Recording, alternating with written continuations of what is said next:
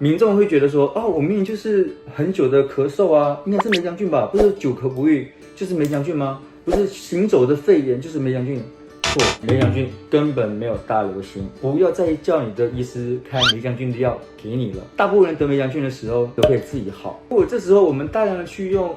我们所谓的日舒我们的巨型霉素的药的时候，让我们细菌产生抗药性，用到100%的抗药性的时候，会怎么样呢？第一个就是增加了死亡率。近来全球掀起肺炎梅将军之乱，大陆和欧美等地皆有出现类似的多种呼吸道传染病疫情，甚至有专家警告，台湾今年也可能爆发流行，导致基层医疗所人心惶惶。许多民众只要出现久咳不愈或类似症状，就忧心不已。而对此，马克医师李俊豪也受访分享看法。嗨，大家好，我是马克医师，今天来为大家来解决一个困扰，说到底我们梅将军在台湾有没有大流行？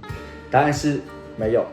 那要从几个方面可以看，我们最主要是从我们的长庚医院里面有做一个长达1年的一个观察，我们的梅将军到底在这个地区有没有盛行，包括了从 PCR 和抽血看我们的 IgM 短期的抗体或 IgG 长期的抗体来看，说到底有没有在社区里面扩展开来。然后发现所有的肺炎里面，我们的梅将军只有占了不到1%，也就是说我们的梅将军的渗透率在一个社区里面只有1%，99%都不是梅将军哦。所以从这里发现梅将军根本没有大流行。那民众会觉得说，我明明就是很久的咳嗽啊，应该是梅将军吧？不是久咳不愈就是梅将军吗？不是行走的肺炎就是梅将军？错。我们发现，我们这段时间里面最多的病毒有5种，第1名的是流感，第2名的是腺病毒，第3名的是副流感，第4名是 RSV， 第5名的是我们的新冠肺炎。可能久咳不愈都是因为这5种疾病造成的后遗症，或者是我们的长新冠所造成的，根本不是因为我们的梅将军，或里面有可能因为梅将军的只有1%。所以这个今天最主要的目的是要叫大家说，不要再叫你的医师开梅将军的药给你了。我们大部分人得梅将军的时候，其实就算没有治疗的话，也不会怎么样哦。大部分都可以自己好。那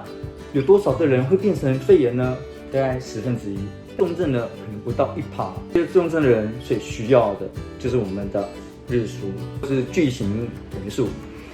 所以如果这时候我们大量的去用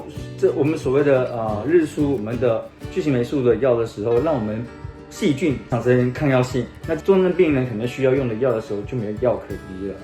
那要知道我们第一线的药就是我们的日舒巨型霉素，接下来第2型的可能是我们的四环霉素，到第3代的话可能就要考虑到是喹诺酮类的一些抗生素。可是这2个抗生素对于我们发展中的小朋友，尤其18岁的话，非常不建议使用，因为它会造成骨骼、肌肉、神经的变化，都严格的禁止被使用。所以如果你们把日舒用光了之后，从以前的20年前的2成的抗药性，到现在的快6到7成的抗药性，会让我们的小朋友没药可用。所以目前我们要鼓励大家，我们的梅将军根本没有大流行，所以医生、病人们都不要大量的使用日舒，这是我们这次的重点。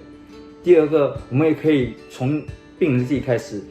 不要要求我们的医师开梅将军感染的药，尤其我们根本没有发现这么高的比例去感染梅将军。我们还是不断的去把日舒用到100%的抗药性的时候，会怎么样呢？第一个就是增加了死亡率，因为我们根本有很好的药，没有什么副作用的药没办法用，我们就往下面的药用，那可能这时候会带来我们治疗的困难性，还有提高的死亡率。